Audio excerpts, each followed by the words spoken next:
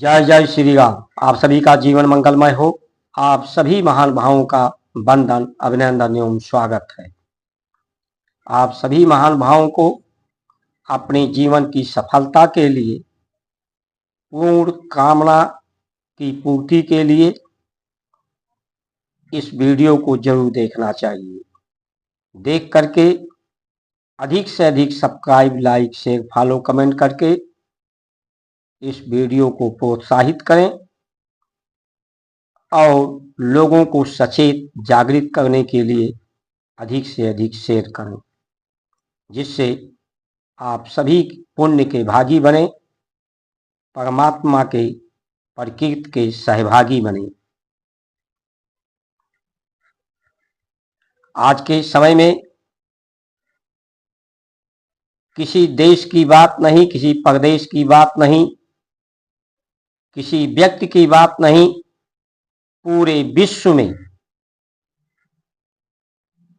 बुद्धि और बुद्धिमान लोग अपने प्रभाव से लोगों को अपने दबाव में लेना चाहते हैं, भटकाना चाहते हैं, सुख स्वरूप से, शांति स्वरूप से, दोष मुक्त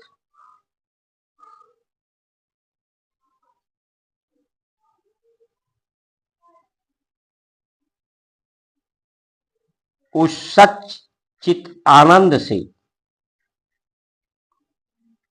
प्रकृति से ध्यान भटकाना चाहते हैं, शोषण कर रहे हैं और आपको वंचित करते जा रहे हैं।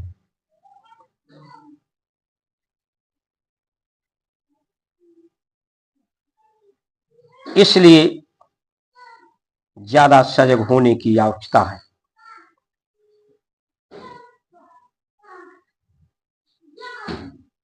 स्वार्थ से सभी व्यवस्थाएं बनती जा रही हैं, चाहे न्याय व्यवस्था हो, स्वास्थ्य व्यवस्था हो, राजनीतिक व्यवस्था हो, धर्म की व्यवस्था भी स्वार्थ परत होती जा रही है। स्वार्थ निहित सभी व्यवस्थाएं होती जा रही हैं, क्योंकि जो तत्व है, तत्व का जो गुण है, जो अर्थ है, वही अर्थ शब्द में भी वो गुण होता है जो भारतीय भाषा के शब्द हैं। जैसे पानी कहा जाए तो पानी शब्द के उद्बोधन से इसमें मुंह में पानी अंश मात्रा आता है, आंशिक रूप से उसका गुण का अनुभव होता है, उसके स्वभाव का अनुभव होता है। राम कहे, हरिओम कहे, ओम नमो भागवते वासुदेवाय कहे, तो उसका आंशिक रूप से आपको लाभ मिलता है, क्योंकि उसमें अग्नि तत्व है, प्राण तत्व है। ऐसा उद्बोधन, उच्चारण करने से आपके शरीर में अग्नि का अंश प्राप्त होता है, आंशिक लाभ मिलता है। इसलिए धर्म को आंशिक ज्ञान लोगों को हुआ है, जीवन के अर्थ का आंशिक अनुभव लोगों को हुआ है, सामर्थ्य का आंशिक अनुभव लोगों को हुआ है, संसार का आंशिक अनुभव लोगों को हुआ है। किसके अधीन में हैं हम, इंद्रियों के अधीन में, बुद्धि के अधीन में,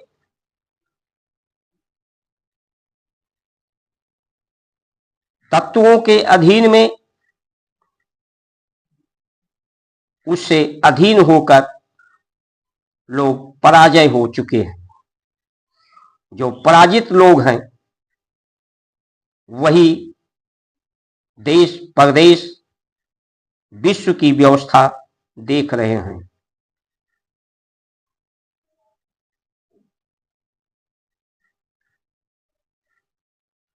धर्म का जो मर्म है, लक्ष्मणहु मर्म न जाना, जो चरित्र रचा भगवाना। भगवाना का पर्याय ही है, जिस भगवान को हम बात करते हैं उसे अनुभव में, हमारे अनुभव में आता है, स्मृति में आता है, उसे हम अनुभव कर सकते हैं। भा से भूमि है, भू और भूम के जो तत्व हैं वही भू यानी प्राण को आकर्षित करते हैं। उसी के कारण प्राण की गति शरीर में होती है। गा से गगन यानी आकाश, वा से वायु, आ से, क्योंकि वा पर बड़ा आ का मात्रा है इसलिए आ से अग्नि, ना से नीर। इन तत्वों को मिलाकर के एक मर्म का निर्माण होता है, नम्रता का। और ये मर्म धरती में भी है। धरती की कठोरता, बरसात में ओस से धरती गीली होती है, नम्र होती है, जिससे वो शांति भी होती है और उसकी क्षमता बढ़ती है। इसी नमी के कारण ब्रह्मांड की शक्तियों को जो अवनति होती है, पतन होता है, उसे वो धारण कर पाती है। और इसी पतित को तपावन करके, पावन करके, तप से उस सूर्य की ऊष्मा को सोख करके, उसे पावन करके प्रकृति में धरती के गुणों को नमी के साथ प्रवाहित करती है। इसी के कारण ये निरंतर प्रक्रिया चलती है। जल का कोई अस्तित्व नहीं है। H2 रासायनिक जो नाम है जल का, हाइड्रोजन और ऑक्सीजन, दो तत्वों का मिश्रण। और ये दो तत्व जब प्रकृति में नमी रहती है, मर्म रहता है, तो ये फिर जल का रूप लेते हैं। ये प्रक्रिया चलती रहती है। पेड़ पौधे भी मर्म को जानते हैं। बसंत काल में पुराने पत्तों को छोड़ देते हैं, नए कोमल पत्तों को, नई लताएं, और जो पुराने तने होते हैं उन तनों के बोक्कल निकल जाते हैं। नए बोक्कल जो मर्म होते हैं, मार्मिक होते हैं, वो पैदा होते हैं। पशु पक्षियों में भी पुराने पंख, पुराने रोए गिर जाते हैं, नए पैदा होते हैं। सांपों में भी ऊपर के खाल उसका निकल जाता है, नए चर्म को ग्रहण करता है। उसी तरह से मनुष्य भी, जिस तरह से बच्चा जब पैदा होता है, चाहे मनुष्य का बच्चा हो, चाहे पेड़ पौधे हों, चाहे किसी पशु के हों, उस समय वो मुलायम अवस्था में, मर्म के अवस्था में रहते हैं। मुलायम पर कोई भी छाप लगाई जा सकती है।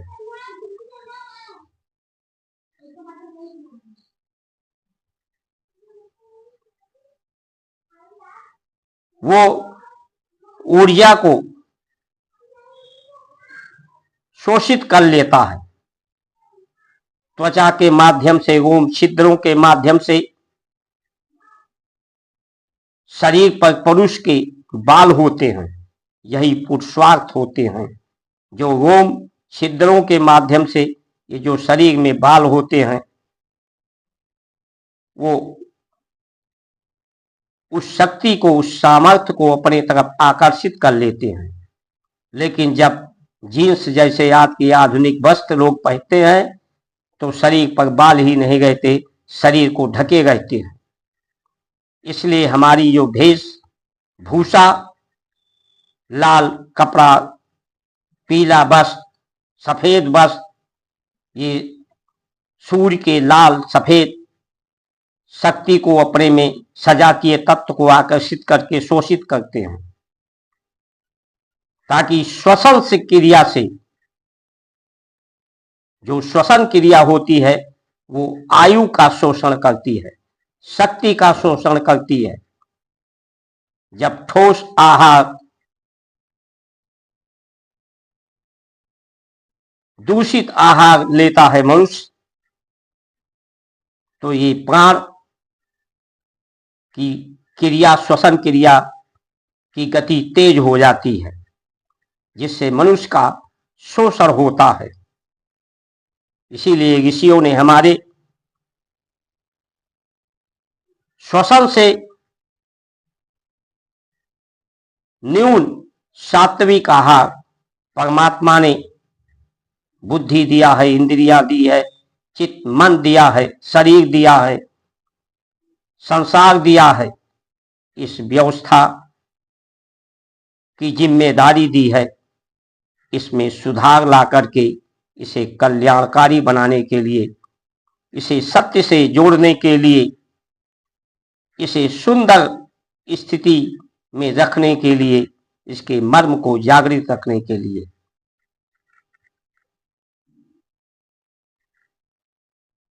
इसी तरह से चंदन लगाया जाता है, जो मर्म को जागृत रखें, मर्म को शीतल रखें। रक्षा सूत्र बांधा जाता है पुरुषों में, नारियों में चूड़ियां होती हैं। नारियों के जो विवाहित नारियां हैं, उनके मांग में सिंदूर होता है, जहां ब्रह्मगंधी होती है। वो सिंदूर ऊर्जा को शोषित कर लेती है। पुरुष प्राणायाम के द्वारा प्राण की गति, ऊर्ध्वा गति, स्वादिष्ठान यानी सर तक ले जाता है।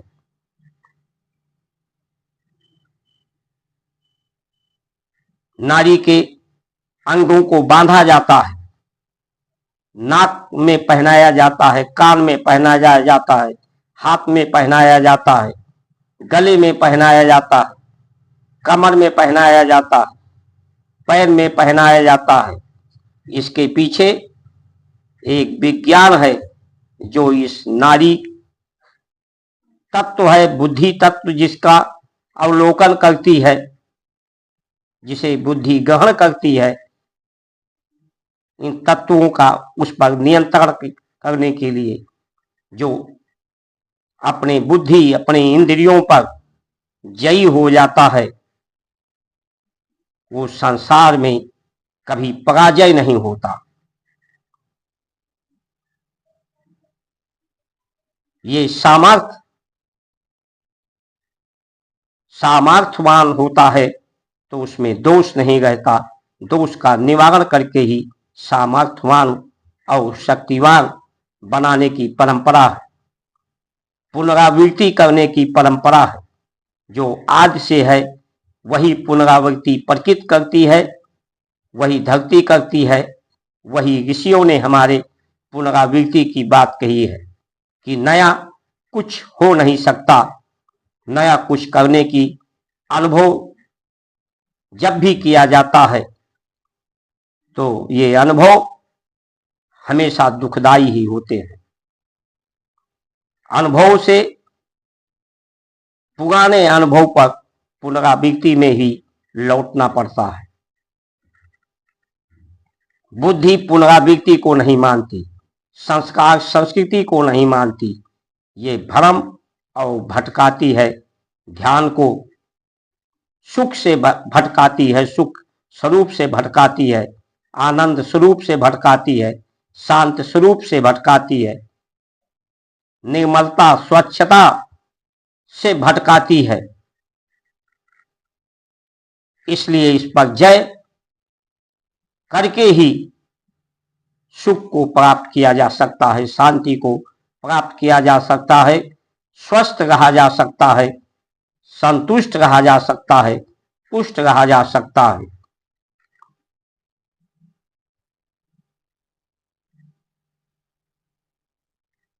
जीवन में कुछ अनुभव करने की स्वतंत्रता है।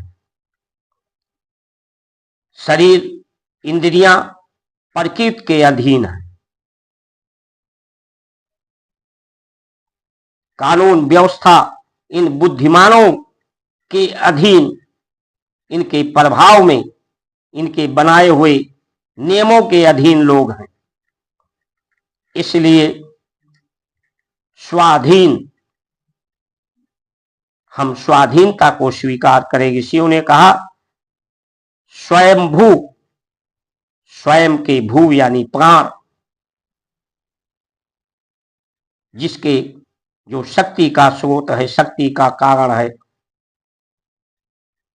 चेतना का कारण है, गति का कारण है, कर्म गति का कारण है। उस भू को नियंत्रित में, प्राण को नियंत्रित में रहें, प्राण के नियंत्रण में रहें। उसे श्वसन प्रक्रिया से नहीं, उसे हम शोषित कर सकें, हमारे शरीर उसे शोषित कर सकें ताकि हमारा शोषण न हो सके, हम वंचित ना रह सकें सुख से, सुख स्वरूप से, शांति स्वरूप से, आनंद स्वरूप से, शुद्धता से।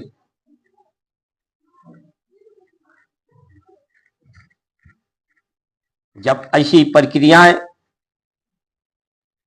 उस प्रकृति के विरुद्ध, आज प्रकृति के कार्यों में लोग बाधा, ये बुद्धिमान लोग हो गए हैं। धरती का गंध, जबकि ऋषि हमारी यज्ञ परंपरा से धरती के गंध को सुगंध में परिवर्तित करके धरती और प्रकृति को एक साथ जोड़ते थे। आज धरती का गंध, धरती का दोष प्रकृति में पहुंच रहा है। प्रकृति को दोषयुक्त और मनुष्य के व्यक्ति को दोषयुक्त बनाया जा रहा है। 50% टैक्स जीवन की कमाई से सबको के लिया जा रहा है। अभी सभी टैक्स समाप्त हो जाए तो जितने भी कीमतें हैं बाजार में, सभी वस्तुओं की कीमतें 50% कम हो जाएंगी, आधी हो जाएंगी। और ये टैक्स का पैसा किस लिए लिया जा रहा है? आम आदमी तो जहां का तहां है और उसकी समस्याएं बढ़ती ही जा रही हैं। उसका सड़क बहुत बनने से ना उसका समय बच रहा है, ना उसका धन बच रहा है, ना वो भीड़ से बच पा रहा है। सड़कों पर भीड़, अस्पतालों में भीड़, न्यायालयों में भीड़, तीर्थों में भीड़,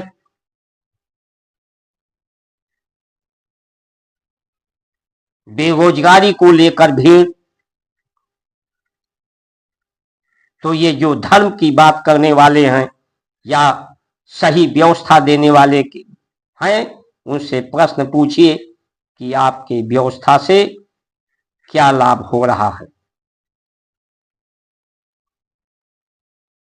आंशिक लाभ सबको भले ही हो रहा हो। पूर्ण लाभ सिर्फ भारत की संस्कार संस्कृति सनातन धर्म इसके मर्म को जानने वाले,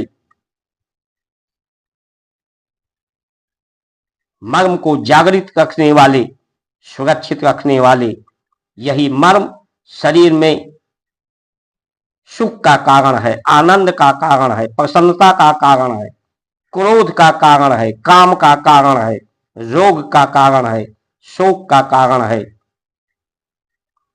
यही शब्द कोई बोलता है तो आप हंसने लगते हैं, कोई दूसरी तरह से शब्द होता है, क्योंकि शब्द में तत्व का प्रभाव होता है तो आप क्रोधित हो जाते हो, रोने लगते हो। यही मर्म मर्म से स्पर्श होता है, जिसे काम वासना कहते हैं, तो उसमें व्यक्ति को क्षणिक आनंद मिलता है, लेकिन शरीर आयु का शोषण होता है। इसीलिए सोच समझ करके संसार के अर्थ का, जीवन के अर्थ का, समय का प्रयोग उपयोग करने का निर्देश है, उपदेश है, मार्गदर्शन है कि जीवन एक अनुभव का नाम है। ये सुख दुख वास्तव में है नहीं, ये एक अनुभव ही है जो मन और इंद्रियों के द्वारा, बुद्धि के द्वारा लोगों को होता है। जन्म मरण का अनुभव, लाभ हानि का अनुभव। सिर्फ लोग कहते हैं, किसी से विवाद हो जाए कि मुझे नहीं जानते, यही दुख की बात है। काश सभी लोग अपने को जान पाते, सब लोग अपने को जान पावे। अपने को जान पाओगे जिस दिन, उस दिन जिंदगी में कुछ शेष कोई कार्य नहीं बचेगा, कोई इच्छा ही नहीं बचेगी। हर इच्छा, प्रत्येक की इच्छा, हर एक की इच्छा का सम्मान होगा। और भारत का जो विधान है वो सम विज्ञान है। मनुष्य को देवता बनाने की, जो मनुष्य भटका हुआ देवता है उसे मना करके उसे देवता बनाने की रीत है। धरती को पर स्वर्ग लाने की नीत है। इन्हीं वचनों के साथ आप सभी का सुमंगल कामना करते हुए जय श्री राम।